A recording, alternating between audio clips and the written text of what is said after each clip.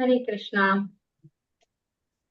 ओम अज्ञानतिमिरान्धस्य ज्ञानाञ्जनाशलाकया चक्षुरुन्मीलितं येन तस्मै श्रीगुरवे नमः। श्रीचैतन्यमनोभीष्टं स्थापितं येन भूतले स्वयं रूपकथा मह्यं ददाति स्वपदान्तिकम्। वन्देऽहं श्रीगुरो श्रीयुतपथकमलं श्रीगुरून् वैष्णवांश्च श्रीरूपं साग्रजातं सगणरघुनाथान्वितं तं सजीवम् साद्वैतं सावधूतं परिजनसहितं कृष्णचैतन्यदेवं श्रीराधा कृष्णपादान् सहगणललिता श्रीविशाखान्वितांश्च नमो विष्णुपादाय कृष्णप्रेष्ठाय भूतले श्रीमते च पताका स्वामिन् इति नामिने नमाचार्यपादाय निधाय कृपप्रदायिने गौरकथा दामदाय नगरग्रामतारिणे नमो विष्णुपादाय कृष्णप्रेष्ठाय भूतले श्रीमते भक्तिवेदान्त स्वामिन् इति नामिने नमस्ते सारस्वती देवी गौरवाणी प्रचारिणे निर्विशेष शून्यवादी पाश्चात्य देशतारिणे वाञ्छाकल्पतरुभ्यश्च कृपा सिन्धुभ्यः च पतितानां पावनेभ्यो वैष्णवेभ्यो नमो नमः। हे कृष्णा करुणा सिन्धु दीनबन्धो जगत्पते गोपेश गोपिका कान्त राधा कान्त नमोस्तुते तप्त काञ्चन गौराङ्गी राधे वृन्दावनेश्वरी वृषभानुसुते देवी प्रणमामि हरिप्रिये। जय श्री कृष्ण चैतन्य प्रभु नित्यानंद श्री अद्वैत गदाधर श्रीवासादि गौर भक्त वृंदा हरे कृष्णा कृष्ण कृष्ण हरे हरे हरे राम राम राम हरे हरे। हरे कृष्ण।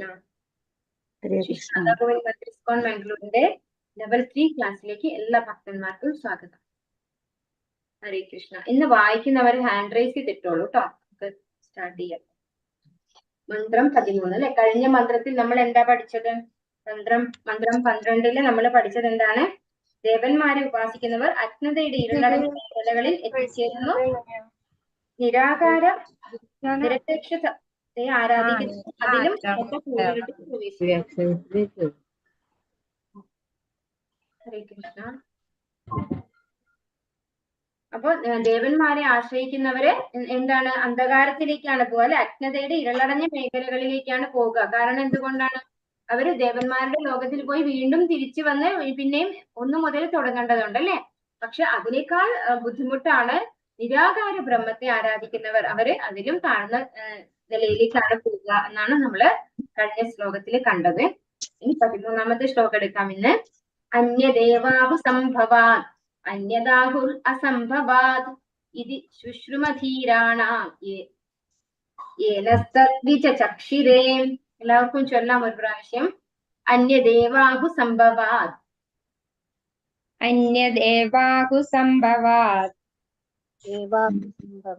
അന്യദേവാഹു സംഭവാത്. അന്യദാഹുർ അസംഭവാത്. ഇത് ശുശ്രുമധീരാണാം യേനസ്തദ്വിച ചക്ഷിരേ.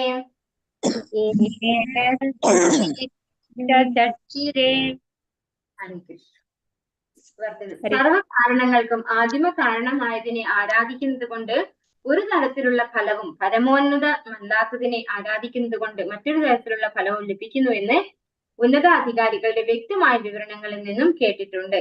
അതായത് സർവ കാരണങ്ങൾക്കും ആദി കാരണമായതിനെ എന്ന് പറയുമ്പോൾ ആരാണ്? പരമദിവ്യോത്തമ പുരുഷനായ ഭഗവാനാണ് അല്ലെ. ആ ഭഗവാനെ ആരാധിക്കുന്നത് കൊണ്ട് ഒരു തരത്തിലുള്ള ഫലവും പിന്നെ എന്താ പറയുന്നത്? പരമോന്നതമല്ലാത്തതിനെ ആരാധിക്കുന്നത് കൊണ്ട്, അതായത് ഭഗവാന്റെ താഴെയുള്ളവരെ അല്ലെ. പരമോന്നതനായ ഭഗവാനെ അല്ലാതെ മറ്റാരെയെങ്കിലും ആരാധിക്കുന്നത് കൊണ്ട് മറ്റൊരു തരത്തിലുള്ള ഫലവും ലഭിക്കുന്നു എന്ന് ഉന്നതാധികാരികളുടെ വ്യക്തമായ വിവരണങ്ങളിൽ നിന്നും കേട്ടിട്ടുണ്ട് എന്നാണ് ഇവിടെ പറയുന്നത്. അതായത് ഭഗവാനെ ആരാധിക്കുന്നതിന്റെ റിസൾട്ട് ഒന്ന് വേറെയാണ്. ഭഗവാൻ അല്ലാത്ത മറ്റേ ആരെ ആരാധിച്ചാലും ഉള്ള റിസൾട്ട് വേറെയാണ്. വേറെ റിസൾട്ട് ആണെന്ന് പറയുന്നു. ഹരേ കൃഷ്ണ. ശംന മാതച്ചി വായിച്ചോളൂ ഭാവാർത്ഥം. 2 പാരഗ്രാഫ് വായിച്ചോളൂ കേട്ടോ. കുറച്ച് വലിയ ചാപ്റ്റർ ആണ് ഇത്. അസന്തുലിത മനസ്കരായ അഭിജ്ഞരിൽ നിന്ന് ഈ മന്ത്രം വെളിപ്പെടുത്തി. സന്തുലിതമാണ് മോളെ.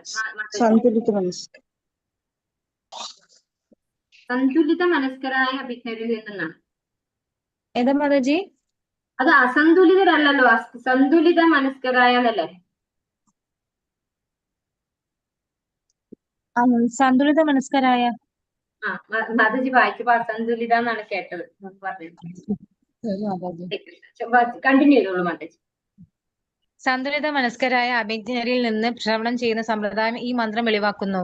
ഭൗതിക ലോകത്തിൽ വന്നുകൊണ്ടിരിക്കുന്ന മാറ്റത്തിൽ ഒരിക്കലും അസ്വസ്ഥത വരാത്ത വിശ്വാസ്യരായ ആചാര്യന്മാരുടെ വചനങ്ങൾ ശ്രവിക്കാത്ത പക്ഷം ആത്മീയ യജ്ഞാനത്തിന്റെ ശരിയായ സൂത്രവിദ്യ അറിയുകയില്ല. സ്വസ്ഥമാനസനായ ആചാര്യൻ നിന്ന് ശ്രുതി മന്ത്രങ്ങൾ അഥവാ വൈദിക ജ്ഞാനം കേട്ടു പഠിച്ചിട്ടുള്ള വിശ്വാസനായ ആധ്യാത്മിക ഗുരു വൈദിക സാഹിത്യത്തിൽ പരാമർശിക്കാത്ത യാതൊന്നും ആവിഷ്കരിക്കുകയോ അവതരിപ്പിക്കുകയോ ചെയ്യുകയില്ല.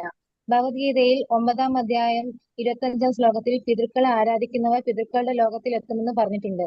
അതുപോലെ ഇവിടെ തന്നെ കഴിയാൻ പദ്ധതികൾ ആസൂത്രണം ചെയ്യുന്ന സമഗ്ര ഭൗതികവാദികൾ ഈ ലോകത്ത് തന്നെ ശേഷിക്കുന്നു.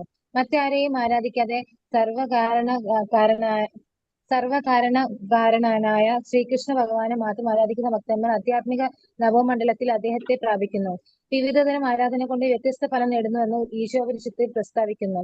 നാം പരമപുരുഷനെ ആരാധിക്കുന്ന പക്ഷം അവിടുത്തെ അനശ്വരധാരത്തിൽ അവിടുന്നുമായി ചേരുന്നു.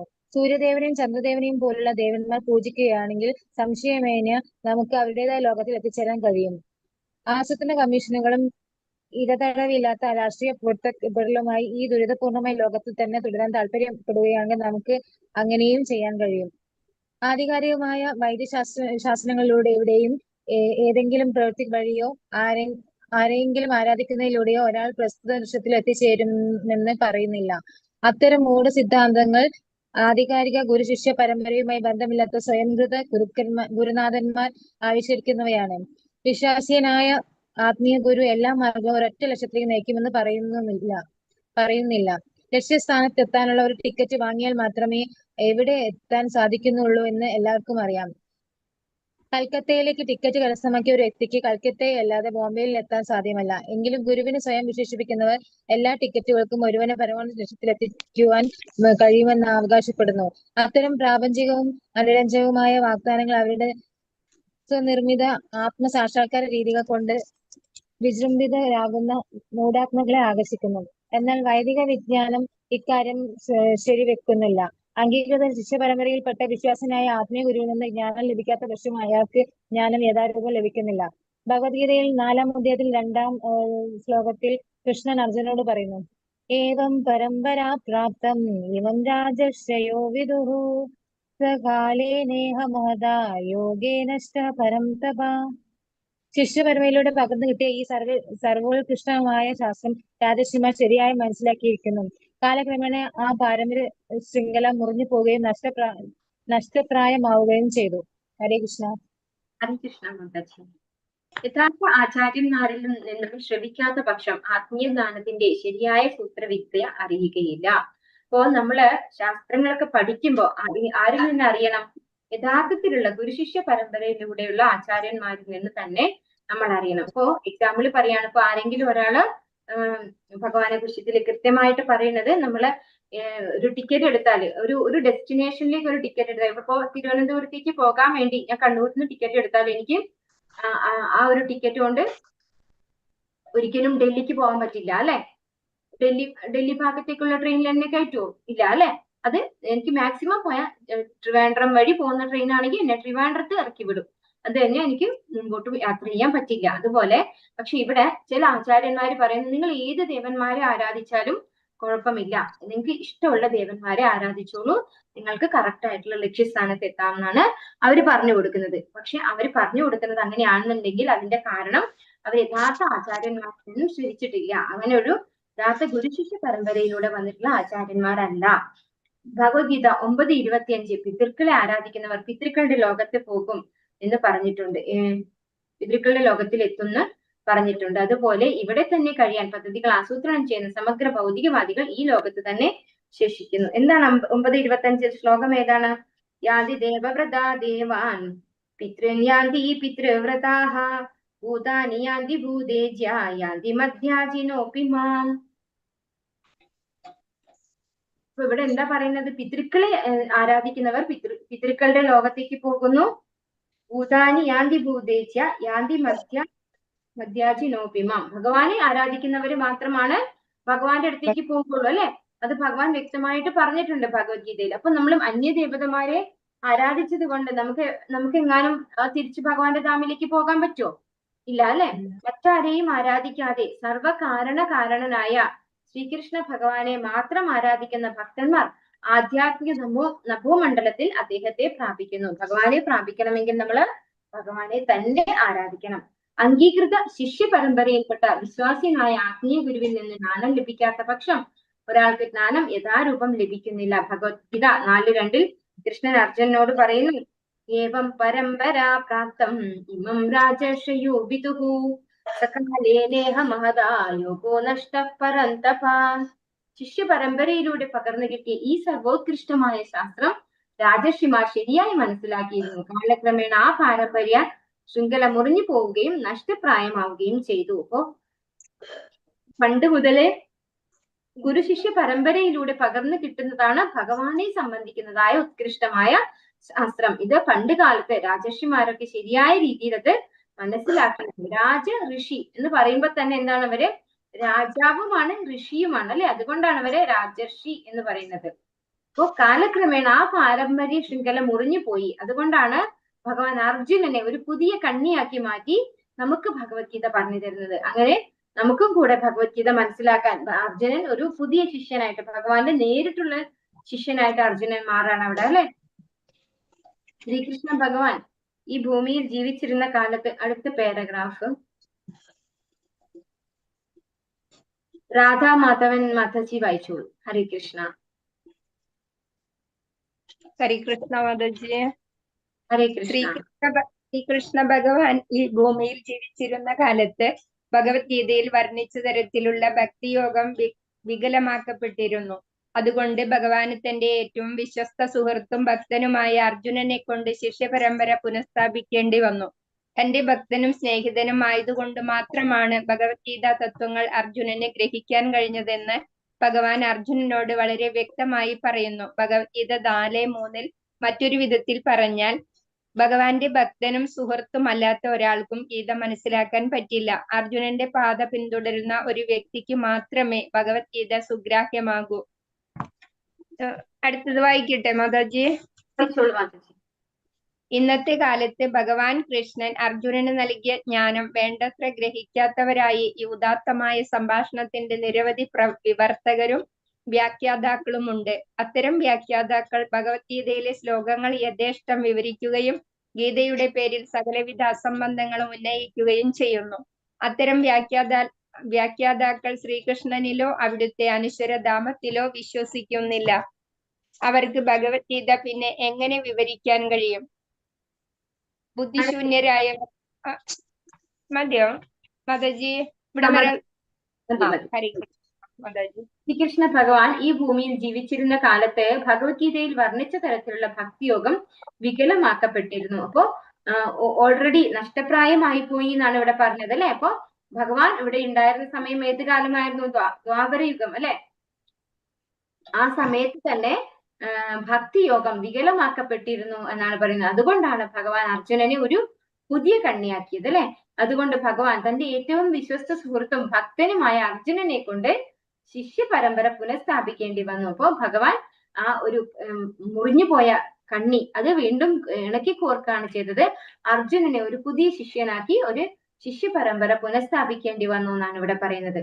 അപ്പോ ഭഗവാൻ അർജുനനെ ആണ് ഒരു ഇൻസ്ട്രുമെന്റ് ആക്കിയിട്ട് നമുക്കൊക്കെ ഭഗവത്ഗീത പറഞ്ഞു തന്നത്. തന്റെ ഭക്തരും സ്നേഹിതനും ആയതുകൊണ്ട് മാത്രമാണ് ഭഗവത്ഗീത തത്വങ്ങൾ അർജുനനെ ഗ്രഹിക്കാൻ കഴിഞ്ഞതെന്ന് ഭഗവാൻ അർജുനനോട് വളരെ വ്യക്തമായി പറയുന്നു. 4-ാമത്തെ അധ്യായം 3-ാമത്തെ ശ്ലോകത്തിൽ ഭഗവാൻ അർജുനനോട് പറയുന്നുണ്ട് അല്ലെ? ഭഗവാന്റെ സുഹൃത്തും ഭക്തനുമാണ് നീ, അതുകൊണ്ട് നിനക്ക് ഈ ശാസ്ത്രം ഗ്രഹിക്കാനുള്ള കഴിവുണ്ട് എന്ന് ഭഗവാൻ പറഞ്ഞിട്ടുണ്ട്. അപ്പൊ ഭഗവാന്റെ ഭക്തനുമാണ് അർജുനൻ, അതുപോലെ സുഹൃത്തുമാണ്. അതുകൊണ്ട് അർജുനനെ ഒരു ഇൻസ്ട്രുമെന്റ് ആക്കിക്കൊണ്ട് നമുക്ക് ഭഗവാൻ പറഞ്ഞു തന്നു ഭഗവത്ഗീത ശാസ്ത്രം. ഭഗവാന്റെ ഭക്തരും സ്നേഹിതനും ആയതുകൊണ്ട് മാത്രമാണ് ഭഗവത്ഗീത തത്വങ്ങൾ അർജുനനെ ഗ്രഹിക്കാൻ കഴിഞ്ഞതെന്ന് ഭഗവാൻ അർജുനനോട് വളരെ വ്യക്തമായി പറയുന്നു. ഇന്നത്തെ കാലത്ത് ഭഗവത്ഗീതയ്ക്ക് നിരവധി വിവർത്തകരും വ്യാഖ്യാതാക്കളും ഉണ്ട്. അവർ ഗീതയുടെ പേരിൽ സകലവിധ അസംബന്ധങ്ങൾ ഉന്നയിക്കുന്നു. അപ്പൊ ഇന്നത്തെ കാലത്തെ വ്യാഖ്യാനങ്ങളുടെ ഒരു പ്രത്യേകത എന്താണ്? ചിലർ ചോദിക്കും അല്ലെ, ശ്രീ പ്രഭുപാദരുടെ പുസ്തകം മാത്രം വായിച്ചാൽ മതി, എന്തിനാ പറയുന്നത്, മറ്റാർക്കും അറിവില്ല എന്നാണോ എന്നൊക്കെ ചോദിച്ചു. അപ്പൊ അവരൊക്കെ നമ്മൾ വായിച്ചു നോക്കിയാൽ നമുക്ക് മനസ്സിലാവും അത് ഭഗവാൻ അങ്ങനെയാണ് ഉദ്ദേശിച്ചത്, ഇങ്ങനെയാണ് ഉദ്ദേശിച്ചത് എന്നൊക്കെ പറഞ്ഞുകൊണ്ടാണ് അവരുടേതായ രീതിയിൽ എക്സ്പ്ലെയിൻ ചെയ്യാണ് ചെയ്യാം. അപ്പൊ അവർക്ക് ഈ പറയുന്ന ജ്ഞാനം കിട്ടിയിരിക്കുന്നത് ഏതെങ്കിലും ഒരു ഗുരു അവർക്കും ഉണ്ടാവും. പക്ഷെ ആ ഗുരു വന്നിരിക്കുന്നത് ഈ 4 പരമ്പരയിൽ ഒന്നാണെങ്കിൽ മാത്രമേ നമുക്കത് വിശ്വസിക്കാൻ പറ്റുള്ളൂ. ഏതൊക്കെയാണ് 4 പരമ്പരകള്? ഒന്ന്, ഭഗവാൻ തന്നെ ബ്രഹ്മാവിന് ഉപദേശിച്ചു കൊടുത്താണ് അല്ലെ, തേനെ ബ്രഹ്മഹൃദായ ആദികവയെ, നേരിട്ട് ബ്രഹ്മാവിന് ഉപദേശിച്ചത്. ആ ബ്രഹ്മാവിൽ നിന്ന് തുടങ്ങുന്ന ശിഷ്യ പരമ്പര, അതാണ് നമ്മുടേത് ബ്രഹ്മമധ്വ ഗൗഡീയ സമ്പ്രദായം എന്ന് പറയും. പിന്നെ രുദ്രന്റെ സമ്പ്രദായം, രുദ്ര സമ്പ്രദായം ഉണ്ട്. ഭഗവാന്റെ ശുദ്ധ ഭക്തനാണ് ആര്? വൈഷ്ണവാനാം യഥാശംഭോ എന്നാണ് പറയുന്നത്. അപ്പൊ അങ്ങനെയുള്ള മഹാദേവന്റെ ഗുരുശിഷ്യ പരമ്പരയിൽ പെടുന്ന ആളുകളുണ്ട്. അപ്പൊ അത് രുദ്ര സമ്പ്രദായം എന്ന് പറയും. പിന്നെ ലക്ഷ്മി ദേവിയിൽ നിന്ന് വരുന്ന ഒരു സമ്പ്രദായം ഉണ്ട്, അത് ശ്രീ സമ്പ്രദായം എന്ന് പറയും. പിന്നെ 4 കുമാരന്മാര്, സനകൻ, സനന്ദൻ, പിന്നെ അങ്ങനെയുള്ള 4 കുമാരന്മാരിൽ നിന്ന് വരുന്ന ഒരു സമ്പ്രദായം ഉണ്ട്, അത് കുമാര സമ്പ്രദായം എന്ന് പറയും. ഇങ്ങനെയുള്ള 4 സമ്പ്രദായങ്ങളാണ് യഥാർത്ഥത്തിലുള്ള ഗുരുശിഷ്യ പരമ്പര എന്ന് പറയുന്നത്. ഇതല്ലാത്തതൊക്കെ എന്താണ്? ശരിയായ ഗുരുശിഷ്യ പരമ്പര അല്ലാത്തതാണ്. അപ്പൊ ഭഗവാനാൽ അംഗീകരിക്കപ്പെട്ടിട്ടുള്ള 4 സമ്പ്രദായങ്ങളാണ് ഉള്ളത്. ഇതിലേതെങ്കിലും ഒന്നിൽപ്പെട്ട ആളുകളാണെങ്കിൽ അവര് ഒരിക്കലും ഇങ്ങനെ റോങ്ലി ഇന്റർപ്രറ്റ് ചെയ്യില്ല. കാരണം അവരൊക്കെ ഭഗവാന്റെ ശുദ്ധഭക്തന്മാരാണ്. എല്ലാ ഭക്തന്മാരെയും തിരിച്ച് ഭഗവാന്റെ അടുത്തേക്ക് എത്തിക്കുക എന്നുള്ളതാണ് ഈ ഭക്തന്മാരുടെ ഒക്കെ ലക്ഷ്യം അല്ലെ. അതുകൊണ്ട് അവര് ശരിയായ രീതിയിൽ ഗൈഡ് ചെയ്യും. പക്ഷെ ബാക്കിയുള്ള ഗുരുക്കന്മാരൊക്കെ സ്വയം എന്താ പറയാ, ഞാനാണ് എല്ലാ അറിവും ഉള്ള ആള്, എനിക്ക് നല്ല ബുദ്ധിയും കഴിവും ഉണ്ട് എന്ന് കരുതി അവരുടേതായ രീതിയിൽ ഇന്റർപ്രറ്റ് ചെയ്യാണ് ചെയ്യുന്നത്. അങ്ങനെയുള്ളവര് പറയും എന്താണ്, കുരുക്ഷേത്ര യുദ്ധക്കളം എന്ന് പറയുന്നത് നമ്മുടെ മനസ്സാണ്, അതാണ് കുരുക്ഷേത്ര യുദ്ധക്കളം, അങ്ങനെയൊക്കെ പറഞ്ഞു കൊടുക്കുന്ന ആളുകളുണ്ട്. അതുപോലെ ഭഗവാൻ എന്ന വ്യക്തിയിലല്ല, ഭഗവാന്റെ എന്തോ പറയാറുണ്ട് അങ്ങനെ, ഭഗവാന്റെ ആ ഒരു എന്താ പറയാ, എനിക്ക് ആ കൃത്യമായിട്ട് പറഞ്ഞുതരാൻ എനിക്ക് അറിയില്ല. അങ്ങനെയൊക്കെ, അതായത് റോങ് ഇന്റർപ്രിട്ടേഷൻസ് ആണത്. ആ ഒരു ഭഗവാൻ എന്ന വ്യക്തി ഒരു ഭഗവാനല്ല എന്നാണ് പറയുന്നത് അവര്. ഭഗവാൻ എന്ന് പറയുന്നത് ഒരു പ്രകാശമാണ്, അല്ലെങ്കിൽ ഒരു ബ്രഹ്മജ്യോതിയാണ്. ഭഗവാൻ എന്ന് പറയുന്നത് ഈ ഭൗതിക ലോകത്ത് വന്നു കഴിഞ്ഞാൽ ഈ ഭൗതിക പ്രകൃതിക്ക് അധീനനായിട്ടുള്ള ആളാണ് എന്നൊക്കെയാണ് അവര് റോങ് ആയിട്ട് പറഞ്ഞു തരാം. അപ്പൊ അങ്ങനെയുള്ള കാര്യങ്ങൾ കേൾക്കുമ്പോൾ നമുക്ക് പെട്ടെന്ന് വിശ്വസിക്കേണ്ടി വരും. എന്തുകൊണ്ടാണ്? നമുക്കും പരിമിതമായ ബുദ്ധിയാണ് അല്ലെ, നമുക്ക് പരിമിതമായ ബുദ്ധിയുള്ളവരാണ് നമ്മൾക്ക് അറിയാത്തൊരു കാര്യമാണ് നമ്മൾ പഠിക്കുന്നതും. അപ്പോ ചില കാര്യങ്ങൾ നമുക്ക് മാച്ചിങ് ആയി തോന്നിക്കഴിഞ്ഞാൽ നമ്മൾ വിചാരിക്കുമോ ശരിയാണ്, അവർ പറയുന്നത് ശരിയാണ് എന്ന് തെറ്റിദ്ധരിക്കാൻ ഇടവരും. കാരണം നമ്മൾ നേരത്തെ പഠിച്ചിട്ടുണ്ട് കനിഷ്ഠ ഭക്തര്, മധ്യമ ഭക്തര്, ഉത്തമ ഭക്തര് എന്ന് അല്ലെ. ഈ ഉത്തമ ഭക്തരാണ് ഇതുപോലെയുള്ള ആളുകളുമായിട്ട് മിങ്കിൾ ചെയ്യുന്നതെങ്കിൽ അവർക്ക് തെറ്റ് പറ്റൂല. മറിച്ച് അവരെ, അതായത് റോങ് ആയിട്ട് ഇന്റർപ്രറ്റ് ചെയ്യുന്ന ആള് ചിലപ്പോ ഭക്തന്മാരായി വന്നേക്കാം. പക്ഷെ ഈ മധ്യമ ഭക്തരും അതുപോലെ കനിഷ്ഠ ഭക്തരും, ഈ 2 കൂട്ടരും വീണു പോവാൻ സാധ്യതയുള്ളവരാണ്. കാരണം അവർക്ക് ശരിയായ ശാസ്ത്രജ്ഞാനമില്ല. യഥാർത്ഥത്തില് നമുക്ക് ഒരുപാട് ഗ്രന്ഥങ്ങളുണ്ട് അല്ലെ, ഭഗവത്ഗീത, ഭാഗവതം, അതുപോലെ ഒരുപാട് പുരാണങ്ങള്, ഇതിഹാസങ്ങള്, ഇതൊക്കെ ഉണ്ടല്ലേ, ഗർഗ ഭാഗവതം, ഇങ്ങനെ കുറെ പുസ്തകങ്ങൾ നോക്കിയാല് ആചാര്യന്മാർ എഴുതിയ ഒരുപാട് പുസ്തകങ്ങൾ ഉണ്ടാവും. പക്ഷെ നമുക്ക് അത്രയൊന്നും വായിക്കാനുള്ള സമയമില്ല. നമുക്ക് അതൊക്കെ മനസ്സിലാക്കാൻ, ആ ഭാഷയും ചിലപ്പോൾ നമ്മള് അറിയാൻ പറ്റുന്ന ഭാഷ ആയിക്കൊള്ളണം എന്നില്ല. നമുക്ക് ഗ്രഹിക്കാനുള്ള ബുദ്ധി കുറവാണ്, സമയം കുറവാണ്.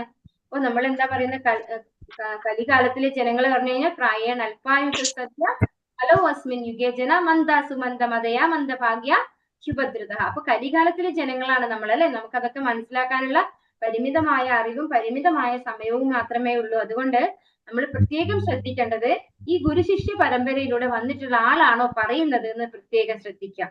അതുപോലെ അവർ ഏത് ഗുരുശിഷ്യ പരമ്പരയിലൂടെ വന്നിട്ടുള്ളവരാണെന്ന് ശ്രദ്ധിക്കുക. അല്ലാതെയുള്ളവരെ നമ്മൾ എന്ത് ചെയ്യണം? കേൾക്കാൻ നിൽക്കരുത്. കാരണം നമ്മൾ അധികം ഉയർന്ന ഭക്തന്മാരല്ല. അതുകൊണ്ട് നമുക്ക് വീഴ്ച സംഭവിക്കാനുള്ള സാധ്യതയുണ്ടെന്ന് നമ്മൾ മനസ്സിലാക്കി അവരിൽ നിന്നും അവോയ്ഡ് ചെയ്യാണ് ഏറ്റവും ഉത്തമമായ രീതി. അതുകൊണ്ടാണ് അസത്സംഗം നമ്മൾ ഒഴിവാക്കണം എന്ന് പ്രത്യേകം പറയുന്നത്. അതാണ് ഇവിടെ പറയുന്നത്, അവർ ഗീതയുടെ പേരിൽ സകലവിധ അസംബന്ധങ്ങൾ ഉന്നയിക്കുന്നു. അത്തരം വ്യാഖ്യാതാക്കൾ ശ്രീകൃഷ്ണനിലോ അവിടുത്തെ അനശ്വരധാമത്തിലോ വിശ്വസിക്കുന്നില്ല. അവർക്ക് ഭഗവാനെ വിശ്വാസമില്ല. ഭഗവാന്റെ പരമമായ ധാമം അത് പറയണ്ടല്ലേ, ഭഗവാൻ എവിടെ പുരുഷോത്തമ യോഗത്തിൽ ഭഗവാൻ പറയുന്നു ഭഗവാൻ വ്യക്തിയാണ്, ഭഗവാൻ ഒരു ധാമം ഉണ്ടെന്നൊക്കെ. പക്ഷെ അത്തരത്തിലുള്ള കാര്യങ്ങളൊന്നും ഇങ്ങനെയുള്ള ആളുകള് വിശ്വസിക്കുന്നില്ല എന്ന് പറയുന്നു.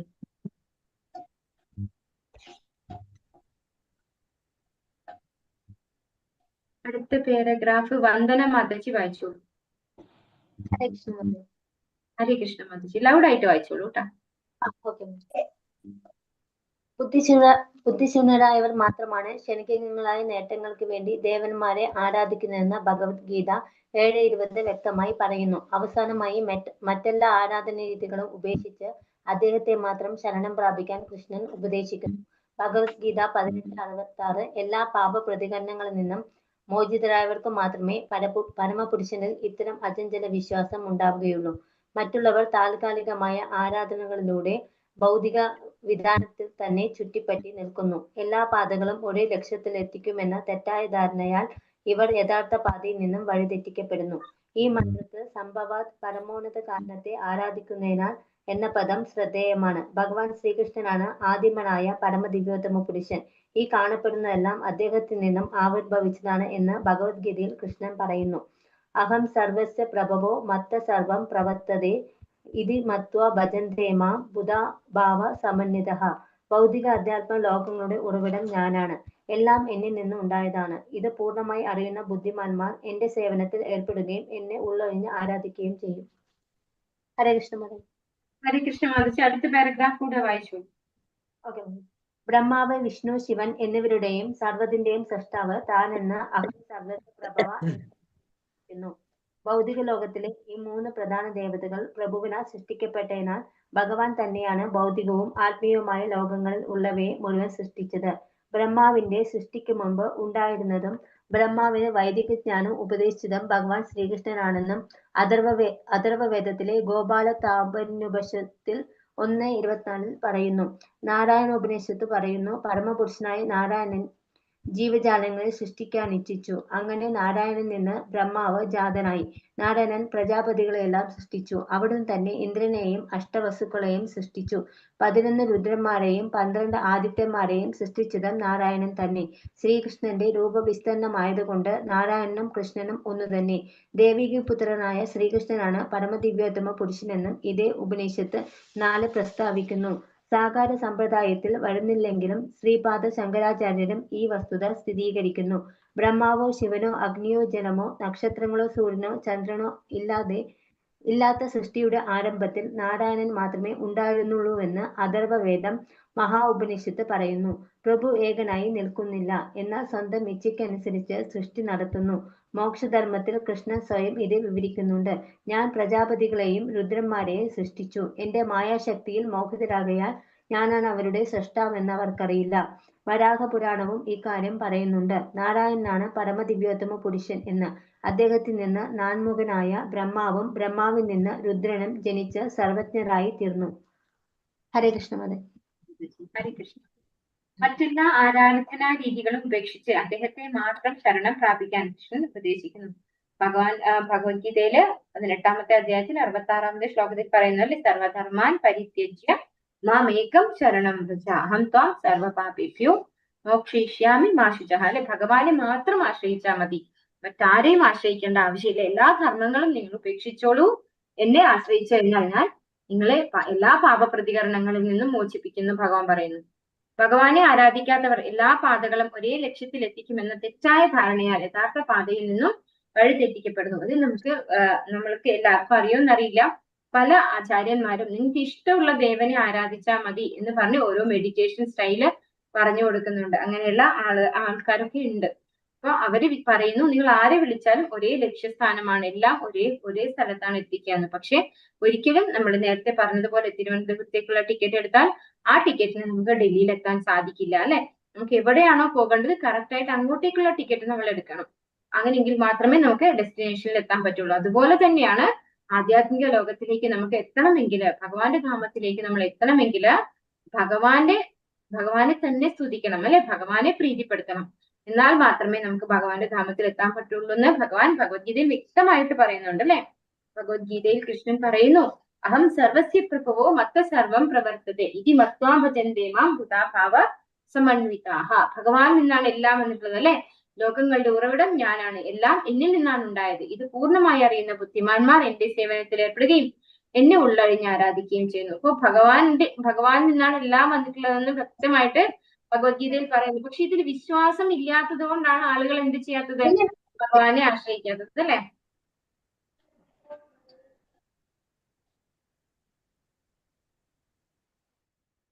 ആളുകൾ ഭഗവാനെ ആശ്രയിക്കാത്തത് ഭഗവാൻ പറഞ്ഞ ഭഗവത്ഗീതയിൽ വിശ്വാസം ഇല്ലാത്തത് കൊണ്ടാണ്. ഭഗവാനാണ് എല്ലാത്തിന്റെയും ഉദ്ഭവസ്ഥാനം എന്ന് പറയുമ്പോഴും ആളുകൾക്ക് ആ ഒരു വിശ്വാസം ഇല്ല. അവര് വിശ്വസിക്കുന്ന ദേവന്മാരെ അല്ലാതെ മറ്റൊരാളെയും വിശ്വസിക്കാൻ ആര് തയ്യാറല്ല? മനുഷ്യരായിട്ടുള്ള നമ്മളെ പോലുള്ള സാധാരണക്കാർ തയ്യാറല്ല അല്ലെ. പക്ഷെ ഭഗവാൻ വ്യക്തമായി പറയുന്നു, ഇത് വ്യക്തമായി മനസ്സിലാക്കുന്ന ആളുകള് പൂർണ്ണമായിട്ട് ഭഗവാന്റെ സേവനത്തിൽ ഏർപ്പെടുകയും ഭഗവാനെ തന്നെ ആരാധിക്കുകയും ചെയ്യുന്നു. ബ്രഹ്മാവ്, വിഷ്ണു, ശിവൻ എന്നിവരുടെയും സർവ്വതിന്റെയും സൃഷ്ടാവ് താനാണെന്ന് അഹം സർവസ്യ പ്രഭവഃ എന്ന പദം സൂചിപ്പിക്കുന്നു. അപ്പോ ബ്രഹ്മാവ്, ശിവൻ, വിഷ്ണു ഇവരൊക്കെ എന്താണ്? ഗുണാവതാരങ്ങളായിട്ടാണ്. ഭഗവാന്റെ തന്നെ അവതാരങ്ങളാണ്, ഗുണാവതാരങ്ങളാണ്. അപ്പോ അവരും വന്നിട്ടുള്ളത് ഭഗവാൻ നിന്നാണെന്ന് അഹം സർവസ്യ പ്രഭവഃ എന്ന പദം കൊണ്ട് അർത്ഥമാക്കുന്നു എന്ന് ഇവിടെ പറയുന്നു. ബ്രഹ്മാവിന് വൈദിക ജ്ഞാനം ഉപദേശിച്ചതും ഭഗവാൻ കൃഷ്ണനാണെന്ന് ഗോപാലതാപന്യ ഉപനിഷത്തിൽ 1:24 പറയുന്നു. അപ്പൊ ഇതാണ് യഥാർത്ഥത്തിലുള്ള ഗുരുശിഷ്യ പരമ്പരയിലൂടെ വന്നിട്ടുള്ള ആചാര്യന്മാര് പറഞ്ഞു കൊടുക്കുന്ന ഒരു രീതി എന്ന് പറയുന്നത്. അതായത് ഞാൻ എന്റെ ഇഷ്ടത്തിന് പറയല്ല ചെയ്യാം, ഇത് ഈ ഉപനിഷത്തിൽ ഇങ്ങനെ പറഞ്ഞിട്ടുണ്ട്, ഇന്ന ഗ്രന്ഥത്തിൽ ഇന്ന ശാസ്ത്രത്തിൽ ഇന്ന പോലെ പറഞ്ഞിട്ടുണ്ടെന്ന് പറഞ്ഞ് എടുത്തെടുത്ത് പറഞ്ഞു തരും. ഇപ്പൊ ഇവിടെ പറയുന്നു ഗോപാലതോപന്യ ഉപനിഷത്തിൽ പറയുന്നുണ്ട് ബ്രഹ്മാവിന് വൈദിക ജ്ഞാനം ഉപദേശിച്ചത് ഭഗവാനാണെന്ന്. അതുപോലെ ശ്രീമദ് ഭാഗവതത്തിലും പറയുന്നുണ്ട് അല്ലെ, തേനെ ബ്രഹ്മഹൃദായ ആദികവയെ എന്ന് പറയുന്നുണ്ട്. അപ്പൊ ബ്രഹ്മാവിന് ഹൃദയത്തിലേക്ക് ജ്ഞാനം പകർന്നു കൊടുത്തത് ഭഗവാനാണെന്ന് എല്ലാ ശാസ്ത്രങ്ങളും പറയുന്നുണ്ട്. നാരായണോപനിഷത്ത് പറയുന്നു പരമപുരുഷൻ ജീവജാലങ്ങളെ സൃഷ്ടിക്കാൻ ഇച്ഛിച്ചു. അങ്ങനെ നാരായണനിൽ നിന്നും ബ്രഹ്മാവ് ജാതനായി. നാരായണൻ പ്രജാപതികളെ എല്ലാം സൃഷ്ടിച്ചു. അവിടുന്ന് തന്നെ ഇന്ദ്രനെയും അഷ്ടവസുക്കളെയും സൃഷ്ടിച്ചു. ഇത് നാരായണോപനിഷത്ത് പറയാണ് അല്ലെ. നാരായണോപനിഷത്തിൽ പറയുന്നു ബ്രഹ്മാവിനെ സൃഷ്ടിച്ചത് ഭഗവാനാണ്. അതുപോലെ തന്നെ പ്രജാപതികളെയും ഇന്ദ്രനെയും അഷ്ടവസുക്കളെയും ഒക്കെ സൃഷ്ടിച്ചത് ഭഗവാൻ തന്നെയാണെന്ന് നാരായണ ഉപനിഷത്ത് പറയുന്നു. 11 രുദ്രന്മാരെയും 12 ആദിത്യന്മാരെയും സൃഷ്ടിച്ചതും നാരായണൻ തന്നെ. ശ്രീകൃഷ്ണന്റെ രൂപവിസ്തരണമായതുകൊണ്ട് നാരായണനും കൃഷ്ണനും ഒന്ന് തന്നെ. ഇത് ഭഗവത്ഗീതയില് വിഭൂതി യോഗത്തിൽ ഭഗവാൻ പറയുന്നുണ്ട് അല്ലെ. 11 രുദ്രന്മാരെയും സൃഷ്ടിച്ചത് ഭഗവാനാണ്. അതുപോലെ 12 ആദിത്യന്മാരെ സൃഷ്ടിച്ചത് ഭഗവാനാണ്. പിന്നെ നാരായണനിൽ നിന്നാണ് അല്ലെ. ബ്രഹ്മ ജായതേ അങ്ങനെയാണ് അതിനകത്ത് ഞാൻ കണ്ട ഓർമ്മ എനിക്ക്. നാരായണോ രുദ്രാജായതേ അങ്ങനെയല്ലേ കണ്ടത് അവിടെ? അതെ. അപ്പോ ഭഗവാൻ നാരായണൻ എന്ന് പറയുന്നത് ശ്രീകൃഷ്ണ ഭഗവാന്റെ രൂപവിസ്തരണമാണ്. നമ്മൾ കണ്ടു നാരായണൻ എന്ന് പറയുന്നത് ചതുർബാഹു ആയിട്ടുള്ള ഭഗവാനാണ് അല്ലെ.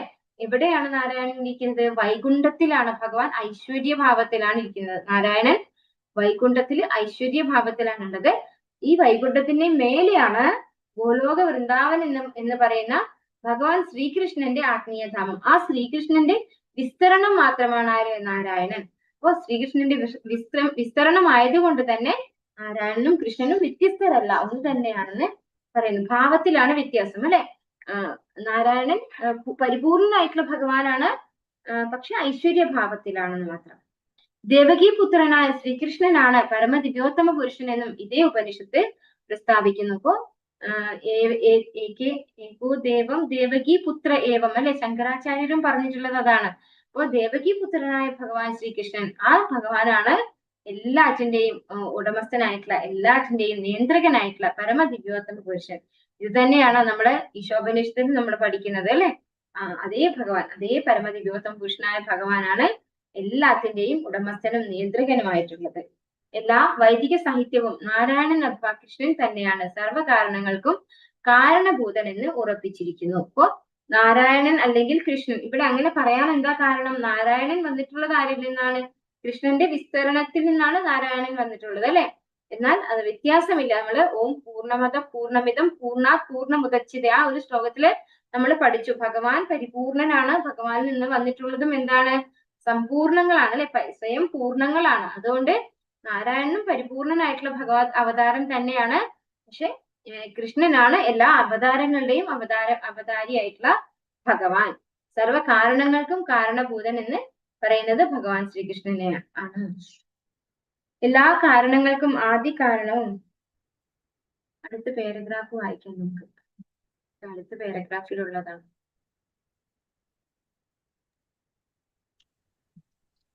പ്രേമ മാതാജി ഹരേ കൃഷ്ണ വായിച്ചു. അങ്ങനെ എല്ലാ വൈദിക സാഹിത്യവും നാരായണൻ അഥവാ കൃഷ്ണൻ തന്നെയാണ് സർവകാരണങ്ങൾക്കും കാരണഭൂതനെന്ന് ഉറപ്പിച്ചിരിക്കുന്നു. എല്ലാ കാരണങ്ങൾക്കും ആദികാരണനും ആനന്ദദായകനുമായ ഗോവിന്ദൻ അഥവാ കൃഷ്ണനാണ് പരമദിവ്യോത്തമ പുരുഷനെന്ന് ബ്രഹ്മസംഹിത 5:1 പറയുന്നു. യഥാർത്ഥ വിദ്വാനായ ഒരാൾ മഹാജ്ഞാനികളും വേദങ്ങളും നൽകുന്ന തെളിവുകളിൽ നിന്ന് ഇത് ഗ്രഹിച്ച് ശ്രീകൃഷ്ണനെ സർവസ്വമായി ആരാധിക്കുന്നു. ഇപ്രകാരം കൃഷ്ണനെ മാത്രം ആരാധിക്കുന്നതിൽ ഉറച്ചു നിൽക്കുന്നവരെ ബുധ എന്ന് വിളിക്കുന്നു. വസ്തുചിത്തരായ ആചാര്യന്മാരിൽ നിന്ന് വിശ്വാസത്തോടും സ്നേഹത്തോടും കൂടി ശ്രവണം ചെയ്യുമ്പോൾ മാത്രമാണ് ഈ ബോധം മനസ്സിൽ ഉറയ്ക്കുന്നത്.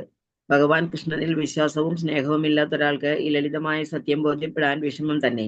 വിശ്വാസികളല്ലാത്തവരെ മൂഢന്മാർ എന്ന് ഭഗവത്ഗീത 9:11 വിവരിക്കുന്നു. മൂഢന്മാർ പരമപുരുഷനെ നിന്ദിക്കുന്നു. കാരണം അവർക്ക് ആചാര്യന്മാരിൽ നിന്നുള്ള പൂർണ്ണമായ ജ്ഞാനം ലഭിച്ചിട്ടില്ല. ഭൗതിക ശക്തിയുടെ നീർച്ചുഴിയിൽപ്പെട്ടുഴലുന്ന ഒരാൾക്ക് ആചാര്യനായി തീരാനുള്ള യോഗ്യതയില്ല. ഹരേ കൃഷ്ണ. അടുത്ത പാരഗ്രാഫ് കൂടെ വായിച്ചോളൂ. ഭഗവത്ഗീത ശ്രവിക്കുന്നതിനു മുമ്പ് അർജുനൻ ഭൗതിക നീർച്ചുഴിയിൽപ്പെട്ട് കുടുംബം, സമൂഹം, വർഗം എന്നിവയോടുള്ള അടുപ്പത്താൽ അസ്വസ്ഥനായിരുന്നു. അങ്ങനെ അർജുനൻ ഒരു മനുഷ്യ സ്നേഹി, അഹിംസാവാദിയാകാൻ ആഗ്രഹിച്ചു. എങ്കിലും ഒരു പരമപുരുഷനിൽ നിന്ന് വൈദിക ജ്ഞാനമായ ഭഗവത്ഗീത ശ്രവിച്ച് ബുദ്ധനായി തീർന്നപ്പോൾ സ്വന്തം തീരുമാനം മാറ്റുകയും കുരുക്ഷേത്ര യുദ്ധം സജ്ജീകരിച്ച കൃഷ്ണന്റെ ആരാധകനായി തീരുകയും ചെയ്തു. ബന്ധുക്കൾ എന്ന് വിളിക്കപ്പെടുന്നവരുമായി യുദ്ധം ചെയ്താണ് അർജുനൻ ഭഗവാനെ ആരാധിച്ചത്. ശ്രീമദ് ഭാഗവതത്തിലും ഭഗവത്ഗീതയിലും കൃഷ്ണശാസ്ത്രത്തിന്റെ സങ്കീർണതകളെ കുറിച്ച് വിവരിച്ചിരിക്കുന്നു. അർജുനൻ നേടിയതുപോലുള്ള വിജയം കൈവരിക്കണമെങ്കിൽ യഥാർത്ഥ കൃഷ്ണനെ തന്നെ ആരാധിക്കണം. അല്ലാതെ കൃഷ്ണശാസ്ത്ര സങ്കീർണതകളെ കുറിച്ച് അറിയാത്തവരായ മൂഢന്മാർ രൂപകൽപ്പന ചെയ്ത കൃഷ്ണനെയല്ല ആരാധിക്കേണ്ടത്. ഹരേ കൃഷ്ണ. ഹരേ കൃഷ്ണ മാതാജി. എല്ലാ കാരണങ്ങൾക്കും ആദി കാരണനും ആനന്ദദായകനുമായ ഗോവിന്ദൻ അഥവാ കൃഷ്ണനാണ് പരമദിവ്യോത്തമ പുരുഷൻ എന്ന് ബ്രഹ്മസംഹിത 5:1 പറയുന്നു. 5:1 എന്താ പറയുന്നത്? ബ്രഹ്മസംഹിത: ഈശ്വര പരമാ കൃഷ്ണ സച്ചിദാനന്ദ വിഗ്രഹ അനാദിരാദിർ ഗോവിന്ദ സർവ കാരണം. അവിടെയും കൃഷ്ണനെ തന്നെയാണ് പറയുന്നത് അല്ലെ. ഭഗവാൻ ശ്രീകൃഷ്ണനാണ് എല്ലാ കാരണങ്ങൾക്കും കാരണഭൂതനായിട്ടുള്ള പരമദിവ്യോത്തമ പുരുഷൻ എന്ന് ബ്രഹ്മസംഹിതയും പറയുന്നു. മഹാജ്ഞാനികളും വേദങ്ങളും നൽകുന്ന തെളിവുകളിൽ നിന്ന് ഗ്രഹിച്ച് ശ്രീകൃഷ്ണനെ സർവസ്വമായി ആരാധിക്കുന്നതിൽ മാത്രം ഉറച്ചു നിൽക്കുന്നവരെ ബുധ എന്ന് വിളിക്കുന്നു. അപ്പോ ഭഗവാനെ ആരാധിക്കുന്നവരെ ബുധ എന്നാണ് വിളിക്കുന്നത്. നമ്മള് ഭജഗോവിന്ദം കേട്ടിട്ടുണ്ടോ? ഭജഗോവിന്ദം ഭജഗോവിന്ദം ഗോവിന്ദം ഭജ മൂഢമതേ അല്ലെ. അവിടെ അത് ശങ്കരാചാര്യ എഴുതിയതാണ്. മൂഢമതേ എന്നാണ് വിളിക്കുന്നത് അല്ലെ. ഭഗവാനെ വിളിക്കാത്ത ആളിനെ മൂഢൻ എന്നാണ് പറയുന്നത്. ഭഗവാനെ വിളിക്കുന്നവരാരാണ്? ബുധ, അതായത് ബുദ്ധിമാന്മാർ എന്ന് പറയുന്നു. ഭഗവാനെ സർവസ്വമായി ആരാധിക്കുന്നതിൽ മാത്രം ഉറച്ചു നിൽക്കുന്നവരെ ബുധ എന്ന് വിളിക്കുന്നു. വിശ്വാസികളല്ലാത്തവരെ മൂഢന്മാർ എന്ന് ഭഗവത്ഗീത 9:11 വിവരിക്കുന്നു. മൂഢന്മാർ പരമപുരുഷനെ നിന്ദിക്കുന്നു. കാരണം അവർക്ക് ആചാര്യന്മാരിൽ നിന്നുള്ള പൂർണ്ണമായ ജ്ഞാനം ലഭിച്ചിട്ടില്ല. 9:11 എന്താ പറയുന്നേ ഭഗവാൻ? അപജാനന്തി മൂഢ മാനുഷീം തനുമാശ്രിതം പരം ഭാവമജാനന്ദോ മമ ഭൂതാത്മഹേശ്വരം. അപ്പൊ അവിടെ എന്താ പറയുന്നത്? അവജാനന്തിമാ മൂഢ മാനുഷീം തനുമാശ്രിതം. ഞാനൊരു മനുഷ്യനാണെന്ന് വിചാരിച്ച് ഭഗവാൻ, അതായത് മനുഷ്യന്റെ ശരീരത്തിൽ ഇരിക്കുന്ന ഒരു സാധാരണ വ്യക്തിയാണ് ഞാനെന്ന് വിചാരിച്ച് എന്നെ നിന്ദിക്കുന്നു. ആര്? മൂഢന്മാർ എന്നാണ് ഭഗവാൻ അവിടെ പറയുന്നത്. അപ്പോ വിശ്വാസികളല്ലാത്തവരെ ഭഗവാൻ മൂഢന്മാർ എന്ന് പറയുന്നു. മൂഢന്മാർ ഭഗവാനെ നിന്ദിക്കുന്നു. കാരണം അവർക്ക് ആചാര്യന്മാരിൽ നിന്നുള്ള പൂർണ്ണമായ ജ്ഞാനം ലഭിച്ചിട്ടില്ല. യഥാർത്ഥ ഗുരുശിഷ്യ പരമ്പരയിലൂടെ വന്നിട്ടുള്ള ആചാര്യന്മാരിൽ നിന്ന് ജ്ഞാനം ലഭിച്ചാൽ മാത്രമേ നമുക്ക് ഭഗവാനെ പരമദിവ്യോത്തമ പുരുഷനാണെന്നും ഭഗവാന്റെ ശരീരം എന്ന് പറയുന്നത് അത് അതീന്ദ്രിയമായ ശരീരമാണെന്നും ഭഗവാൻ ഈ ഭൂമിയിൽ അവതരിക്കുകയാണ് ചെയ്യുന്നത്. അല്ലാണ്ട് ഒരമ്മയുടെ ഗർഭപാത്രത്തിൽ ജനിക്കില്ല. നമ്മൾ ജനിക്കുന്നത് പോലൊരു ജന്മമല്ല ഭഗവാന്റേത് എന്ന് തിരിച്ചറിയണമെങ്കിൽ നമ്മൾ എങ്ങനെ പഠിക്കണം? ഭഗവത്ഗീതയും ഭാഗവതവും ഒക്കെ ആചാര്യന്മാരിൽ നിന്ന്, യഥാർത്ഥ ഗുരുശിഷ്യ പരമ്പരയിൽ നിന്ന് വന്നിട്ടുള്ള ആചാര്യന്മാരിൽ നിന്ന് മനസ്സിലാക്കണം. അല്ല എങ്കിൽ നമുക്കത് വ്യക്തമായി മനസ്സിലാക്കാൻ സാധിക്കില്ല.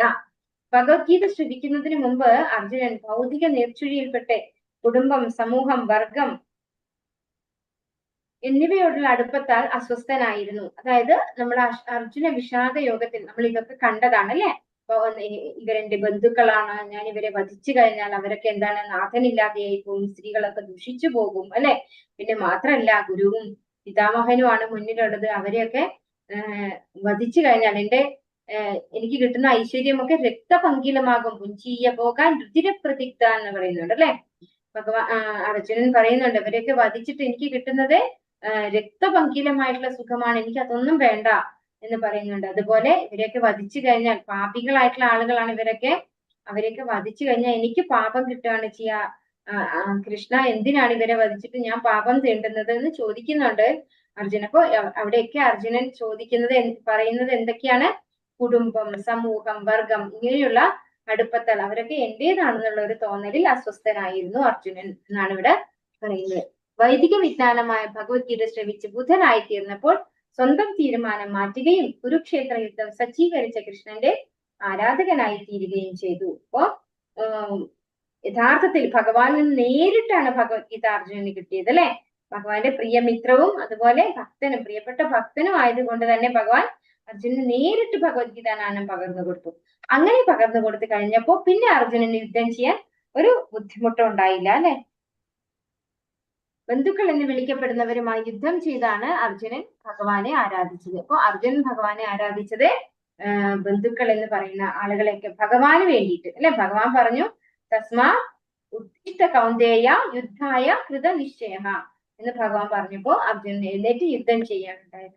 ഷംന മാതാജി അടുത്ത 2 പാരഗ്രാഫ് വായിച്ചു. ഹരേ കൃഷ്ണ. വേദാന്ത സൂത്രപ്രകാരം സംഭൂത എന്നാൽ ജനനത്തിന്റെയും നിലനിൽപ്പിന്റെയും പ്രവസ്ഥാനം എന്ന പോലെ നാശത്തിന് ശേഷം അവശേഷിക്കുന്ന സംഭരണി, അതായത് ജന്മാദി അസ്യേത എന്നാണ്.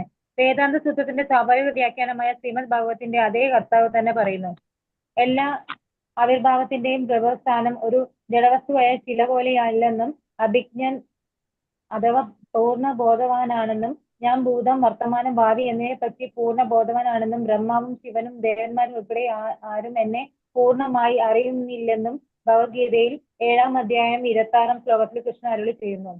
ഭൗതിക ജീവിതത്തിലെ വേലിയേറ്റങ്ങളിൽ അസ്വസ്ഥരായി കഴിയുന്ന അർദ്ധജ്ഞാനമുള്ള ആത്മീയ നേതാക്കൾക്ക് തീർച്ചയായും ഭഗവാനെ അറിയാൻ കഴിയില്ല. അർദ്ധവിജ്ഞാനികളെ ആധ്യാത്മിക ഗുരുനാഥന്മാർ മനുഷ്യ സമൂഹത്തെ ആരാധനാ വസ്തുവാക്കി മാറ്റി ഒരു അനുരഞ്ജനത്തിന് ശ്രമിക്കുന്നു. ഇത്തരം ആരാധന വാസ്തവികമല്ല. ഇത്തരം ആത്മീയ നേതാക്കളുടെ ഉദ്യമം വൃക്ഷങ്ങളുടെ പേരിൽ ജലസേചനം നടത്തുന്നതിന് പകരം അവയുടെ ഇലകളിലും കാണ്ഡങ്ങളിലും ജലസേചനം നടത്തുന്നത് പോലെയാണ്. സ്വാഭാവിക രീതി വേരിൽ നനയ്ക്കുക എന്നതാണ്. എന്നാൽ ഇന്നത്തെ കാലത്ത് അസ്വസ്ഥ ചിത്തരായ നേതാക്കന്മാർക്ക് ഇലയോടാണ് കൂടുതൽ അടുപ്പം കാണിക്കുന്നത്. ഇലകളിൽ ജലസേചനം നടത്തിയിട്ടും പോഷണക്കുറവ് കാരണം സകലതും ഉണങ്ങി നശിക്കുന്നു. മുളയുടെ ഉത്ഭവസ്ഥാനമായ വേരുകൾ ജലസേചനം ചെയ്യാൻ ഈശോപരിശുദ്ധൻ നമ്മെ ഉപദേശിക്കുന്നു. ശാരീരിക സേവനം വഴി മനുഷ്യരാശിയെ ആരാധിക്കുന്നത് ഒരിക്കലും കുറ്റമറ്റതല്ല, ആത്മസേവനത്തെക്കാൾ താണതുമാണ്. കർമ്മ നിയമം അനുസരിച്ച് വ്യത്യസ്ത തരം ശരീരങ്ങൾ ജനിപ്പിക്കുന്നത് വേരിന് സമമായ ആത്മാവാണ്. വൈദ്യസഹായം, സാമൂഹ്യ സഹായം, വിദ്യാസൗകര്യം എന്നീ രീതിയിൽ മനുഷ്യസേവനം നടത്തുന്ന അതേ അവസരത്തിൽ തന്നെ കശാപ്പ് ശാലകളിൽ പാവപ്പെട്ട മൃഗങ്ങളുടെ തൊണ്ടയിറക്കുന്നത് ജീവജാലങ്ങൾക്ക് ചെയ്യുന്ന യഥാർത്ഥ സേവനമല്ല. ജീവജാലങ്ങൾ ജന്മം, രോഗം, വാർദ്ധക്യം, മരണം എന്നീ ഭൗതിക ക്ലേശങ്ങൾ പലതരം ശരീരങ്ങളിൽ നിരന്തരം യാതന അനുഭവിക്കുന്നു.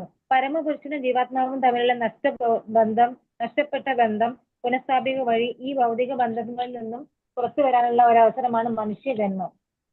ശരണാഗതിയുടെ ഈ തത്വം സംഭൂതം പഠിപ്പിക്കുന്നതിനായി ഭഗവാൻ നേരിട്ട് അവതരിക്കുന്നു. സർവശക്തിയോടെയും പ്രേമത്തോടും പരമപുരുഷനെ ആരാധിക്കാൻ മാനവരാശിയെ പഠിപ്പിക്കുമ്പോഴാണ് യഥാർത്ഥ മനുഷ്യ സേവനം സാധ്യമാവുന്നത്. ഈശോപനിഷത്തിലെ ഈ മന്ത്രത്തിന്റെ നിർദ്ദേശമാണ്. ഹരേ കൃഷ്ണ. ഹരേ കൃഷ്ണ മാതാജി. ഭഗവാൻ സംഭൂത അഥവാ ജനനത്തിന്റെയും നിലനിൽപ്പിന്റെയും പ്രഭവസ്ഥാനവും ജന്മാദി അസ്യ യതഃ അല്ലെ, അഥവാ നാശത്തിന് ശേഷവും അവശേഷിക്കുന്ന സംഭരണി ആണ് അല്ലെ. ഭഗവാൻ എന്ന് പറയുന്നത് സംഭൂത അഥവാ ജനനത്തിന്റെയും നിലനിൽപ്പിന്റെയും പ്രഭവസ്ഥാനമാണ് എന്ന് പറയുന്നു. അതായത് ജന്മാദി അസ്യയത എന്ന് ശ്രീമദ് ഭാഗവതം ഭഗവാനെ പറഞ്ഞു. ജന്മാദി പറഞ്ഞു കഴിഞ്ഞാൽ എന്താണ്? ജന്മ മൃത്യു എല്ലാം അല്ലെ, എല്ലാം സൃഷ്ടി സ്ഥിതി സംഹാരം. ഇത് ജന്മാദി അസ്യ എന്ന് പറയുമ്പോൾ അതാണ് സൃഷ്ടി സ്ഥിതി സംഹാരം. ഇതിന്റെ ഒക്കെ പ്രഭവസ്ഥാനം ഭഗവാനാണ്. നമ്മള് ഭഗവത്ഗീതയിലും പഠിച്ചിട്ടുണ്ട് അല്ലെ, ഭഗവാൻ പ്രളയം, ഈ പ്രളയം കഴിഞ്ഞ് എല്ലാം എന്നിലേക്ക് തന്നെ വരുന്നു, പിന്നെ വീണ്ടും ഒരു ബ്രഹ്മാവിന്റെ പകല് വരുമ്പോ വീണ്ടും ഇതൊക്കെ പുനഃസ്ഥാനത്ത് ഭഗവാൻ കൊണ്ടുവരുന്നു. ഇതൊക്കെ നമ്മൾ ഭഗവത്ഗീതയിലും പഠിച്ചിട്ടുണ്ട്. അപ്പൊ എല്ലാം നശിച്ചതിന് ശേഷവും അവശേഷിക്കുന്നതാണ്, എല്ലാം ഭഗവാനിലാണ് സ്റ്റോർ ചെയ്ത് വെക്കുന്നത്, എല്ലാം ഭഗവാനിലേക്കാണ് എത്തുന്നത്. അതാണ് സംഭൂത അല്ലെങ്കിൽ ജന്മാദ്യസ്യ എന്ന് പറയുന്നത്. ശ്രീമദ് ഭാഗവതത്തിൽ ഭഗവാൻ അഭിജ്ഞൻ അഥവാ പൂർണ്ണ ബോധവാനാണെന്ന് പറയുന്നു. ഭാഗവതം 1-ാമത്തെ ശ്ലോകത്തിൽ തന്നെ ഇത് പറയുന്നുണ്ട്. അതായത് ജന്മാദ്യസ്യ യതോന്വയാ ഇതരത ചാത്വേഷ്വഭിജ്ഞസ്വരാട്, അവിടെ അഭിജ്ഞ എന്ന് പറയുന്നുണ്ട്. അഭിജ്ഞൻ അഥവാ അഭിജ്ഞ എന്ന വാക്കിന്റെ അർത്ഥം എന്താണ്? ഭഗവാൻ എല്ലാം അറിയുന്നവനാണ്. ഭഗവാന്റെ അറിവില്ലാത്തതായിട്ട് യാതൊന്നും തന്നെ ഇല്ല. ശ്രീമദ് ഭാഗവതത്തിൽ ഭഗവാൻ അഭിജ്ഞൻ അഥവാ പൂർണ്ണ ബോധവാനാണെന്ന് പറയുന്നു. ഞാൻ ഭൂതം, വർത്തമാനം, ഭാവി എന്നിവയെ പറ്റി പൂർണ്ണ ബോധവാനാണെന്നും ബ്രഹ്മാവും ശിവനും ദേവന്മാരും ഉൾപ്പെടെ ആരും എന്നെ പൂർണ്ണമായി അറിയുന്നില്ലെന്നും ഭഗവത്ഗീതയിൽ 7:26 കൃഷ്ണൻ അരുളി ചെയ്യുന്നു. ഇത് ഏതാണ്? ഇത് 2 ശ്ലോകത്തിൽ പറയുന്ന കാര്യമാണ് അല്ലെ. 1-ാമത്തേത് ഏതാണ്? വേദാഹം സമതീതാനി വർത്തമാനാനി ച അർജുന ഭവിഷ്യാണി ച ഭൂതാനി മാം തു വേദന കശ്ചന അല്ലെ. ഭഗവാൻ എല്ലാവരുടെയും ഭൂതം ഭാവി വർത്തമാനം അറിയുന്നു, എന്നെ ആര് പോലും മാം തു വേദ ന കശ്ചന. നമ്മൾ വായിക്കുമ്പോൾ ചിലപ്പോൾ മാം തു വേദന കശ്ചന എന്ന് വായിക്കും അല്ലെ. വേദന കശ്ചനയല്ല, വേദ ന കശ്ചന എന്നാണ്. വേദ പറഞ്ഞു കഴിഞ്ഞാൽ അണ്ടർസ്റ്റാൻഡ് എന്നാണ് മീനിങ്. ന കശ്ചന ഒരാൾ പോലും ഇല്ല, അതായത് എന്നെ ഒരാൾ പോലും അറിയുന്നില്ല എന്നാണ് മാം തു വേദ ന കശ്ചന എന്ന് പറയുന്ന വാക്യം ഇതിന്റെ അർത്ഥം. പിന്നെ അതുപോലെ നമേ വേദസുരഗണാഹ, നമ്മൾ കഴിഞ്ഞ ക്ലാസ്സിൽ ചൊല്ലിയിട്ടുണ്ട് ആ ഒരു ശ്ലോകം. നമേ വേദസുരഗണാഹ, അതായത് എന്നെ ദേവന്മാരോ മഹർഷിമാരോ പോലും അറിയുന്നില്ല എന്ന് ഭഗവാൻ പറയുന്നുണ്ട്. അപ്പോ ദേവന്മാർക്കോ ശിവനോ ആർക്കും തന്നെ ഭഗവാനെ പൂർണ്ണമായി അറിയാൻ സാധിക്കുന്നില്ല. ഭഗവാൻ എന്ന് പറയുന്നത് എല്ലാവരെ കുറിച്ചും, എല്ലാവരുടെ ഭൂതം ഭാവി വർത്തമാനം ഒക്കെ അറിയാൻ സാധിക്കുന്ന പരമദിവ്യോത്തമ പുരുഷനാണ് അല്ലെ. എല്ലാത്തിന്റെയും കാരണനായിട്ടുള്ള ഭഗവാനാണ്. വൈദ്യസഹായം, സാമൂഹ്യ സഹായം, വിദ്യാഭ്യാസ സൗകര്യം എന്നീ രീതിയിൽ മനുഷ്യ സേവനം നടത്തുന്ന അതേ അവസരത്തിൽ തന്നെ കശാപ്പുശാലകളിൽ പാവപ്പെട്ട മൃഗങ്ങളുടെ തൊണ്ടയിറക്കുന്നത് ജീവജാലങ്ങൾക്ക് ചെയ്യുന്ന യഥാർത്ഥ സേവനമല്ല. അപ്പൊ നമ്മള് സാധാരണ മനുഷ്യന്മാർക്ക് അല്ലെ, നമ്മൾ ഒരിക്കലും മൃഗങ്ങൾക്ക് സേവനം ചെയ്യാറില്ല. നമ്മള് മാനവ സേവ, മാധവ സേവ എന്ന് പറഞ്ഞുകൊണ്ട് പാവപ്പെട്ടവർക്കൊക്കെ ഓരോരോ സഹായങ്ങൾ ചെയ്യും അല്ലെ. വൈദ്യസഹായം ചെയ്യും, അസുഖങ്ങൾ ബാധിച്ചവർക്ക് ചികിത്സ ചെയ്തു കൊടുക്കും, സാമൂഹ്യ സഹായം അല്ലെ, സോഷ്യൽ വർക്കേഴ്സ് എന്ന് പറഞ്ഞുകൊണ്ട് നമ്മൾ പല സഹായങ്ങൾ ചെയ്യും. പിന്നെ പല കുട്ടികളെ പഠിപ്പിക്കാൻ കഴിവില്ലാത്ത കുട്ടികൾക്ക് പഠിക്കാനുള്ള സൗകര്യം ചെയ്തു കൊടുക്കും. ഇതൊക്കെ ചെയ്തിട്ട് ഇപ്പുറത്ത് വന്നിട്ട് നമ്മള് മൃഗങ്ങളെ കശാപ്പ് ചെയ്യും. അത് യഥാർത്ഥത്തിൽ ജീവജാലങ്ങൾക്ക് ചെയ്യുന്ന സേവനമല്ല എന്നാണ് പറയുന്നത്. അപ്പൊ മൃഗങ്ങളും അതുപോലെ തന്നെ സംരക്ഷിക്കപ്പെടേണ്ടവർ തന്നെയാണ്. ജീവജാലങ്ങൾ ജനനം, രോഗം, വാർദ്ധക്യം, മരണം എന്നീ ഭൗതിക ക്ലേശങ്ങളിൽ പലതരം ശരീരങ്ങളിൽ നിരന്തരം യാതന അനുഭവിക്കുന്നു. അപ്പോ ജീവജാലങ്ങൾ എന്ന് പറഞ്ഞു കഴിഞ്ഞാൽ എന്താണ്? അത് മൃഗങ്ങളായിട്ടും അവർ അനുഭവിക്കുന്നുണ്ടല്ലോ. അവർ എല്ലാറ്റിലും, ഏതൊരു ജീവജാലങ്ങളിലും അത് ഈ പറയുന്ന എല്ലാം ഉണ്ട്. ജനനമുണ്ട്, രോഗമുണ്ട്, വാർദ്ധക്യമുണ്ട്, മരണമുണ്ട്. അത് പലതരം ശരീരങ്ങളിൽ അനുഭവിക്കുന്നു എന്നാണ് പറയുന്നത്, മനുഷ്യ ശരീരത്തില് മാത്രമല്ല. അപ്പൊ നമ്മൾ സഹായം ചെയ്യുമ്പോൾ എല്ലാവർക്കും ഒരുപോലെ ചെയ്യാൻ നമുക്ക് സാധിക്കണം. അവിടുത്തെ മഹനീയ കൃത്യങ്ങളെ പറ്റിയുള്ള ശ്രവണവും ജപവുമാണ് അസ്വസ്ഥത നിറഞ്ഞ ഈ യുഗത്തിൽ അദ്ദേഹത്തെ ആരാധിക്കുന്നതിനുള്ള ലളിതമായ മാർഗം. അപ്പോ ഭഗവാന്റെ മഹനീയ കൃത്യങ്ങളെ പറ്റിയുള്ള ശ്രവണം, ശൃണ്വതാം സുഖതാ കൃഷ്ണ പുണ്യശ്രവണ കീർത്തന ഹൃദയന്തസ്തു ഹി അഭദ്രാണി ഇതനോതി സദാം. ശ്രീമദ് ഭാഗവതം പറയുന്നു, ശൃണ്വതാം സുഖതാ കൃഷ്ണ, ഭഗവാനെ കുറിച്ച് കേൾക്കണം അല്ലെ, ഭഗവാനെ കുറിച്ചുള്ള കഥകൾ. അതുപോലെ ഭഗവത്ഗീതയിലും പറയുന്നു, എന്താണ്? ജന്മകർമ്മച മേ ദിവ്യം ഏവം യോവേതി തത്വതഃ തിക്വാ ദേഹം പുനർജന്മ നൈതി മാമേതി സ അർജുന. ഭഗവാൻ അർജുനോട് പറയുന്നതാണ് അല്ലെ, എന്റെ ജന്മകർമ്മങ്ങളെ കുറിച്ച് നിങ്ങൾ ശ്രവിച്ചു കഴിഞ്ഞാൽ പിന്നെ നിങ്ങൾക്ക് ജനിച്ചു മരിക്കേണ്ട ആവശ്യം വരുന്നില്ല. പുനർജന്മന വിദ്യത അല്ലെ.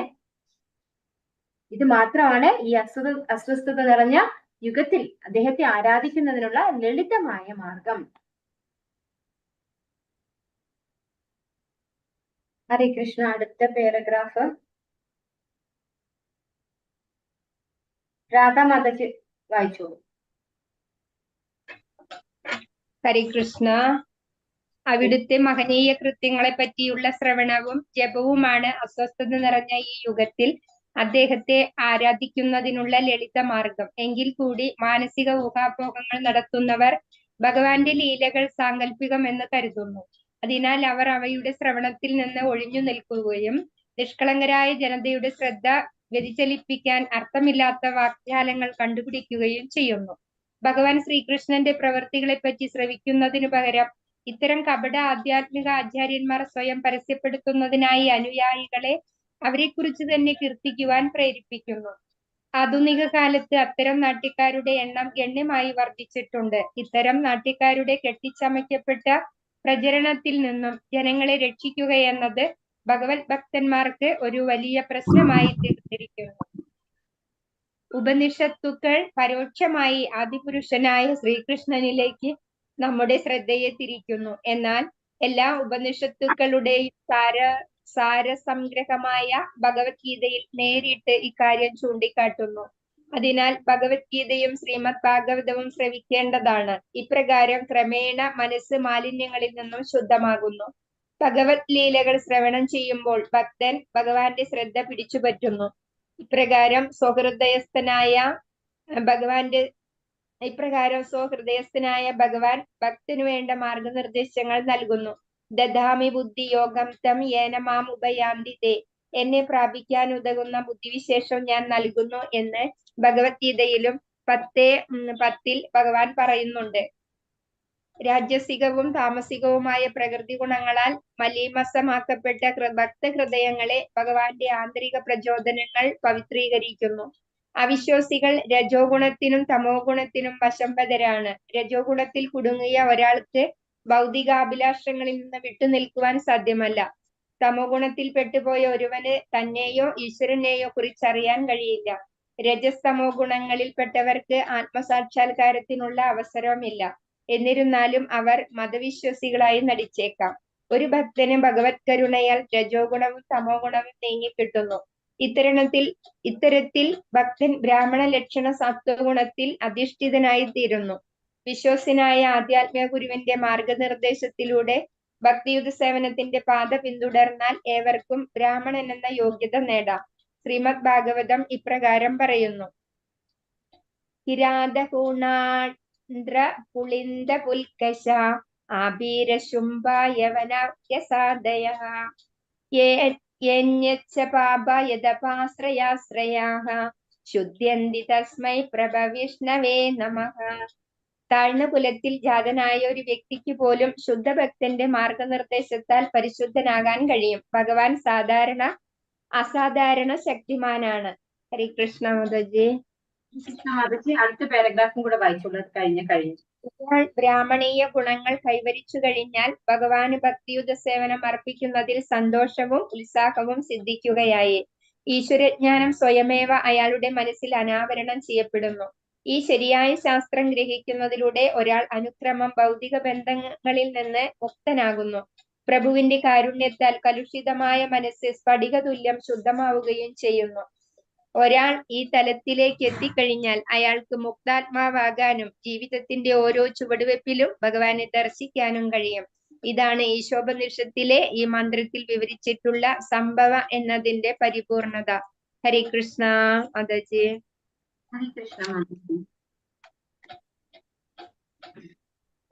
ഭഗവാന്റെ കഥകള്, ഭഗവാന്റെ കുറിച്ചുള്ള ഭഗവാന്റെ ലീലാ കഥകളൊക്കെ ശ്രവിക്കുന്നത് കൊണ്ട് നമുക്ക് എന്താ ഗുണം ഉണ്ടാവുന്നത്? നമുക്ക് ഈ ഒരു ജനന മരണ ചക്രത്തിൽ നിന്ന് തന്നെ രക്ഷപ്പെടാൻ സാധിക്കുന്നു.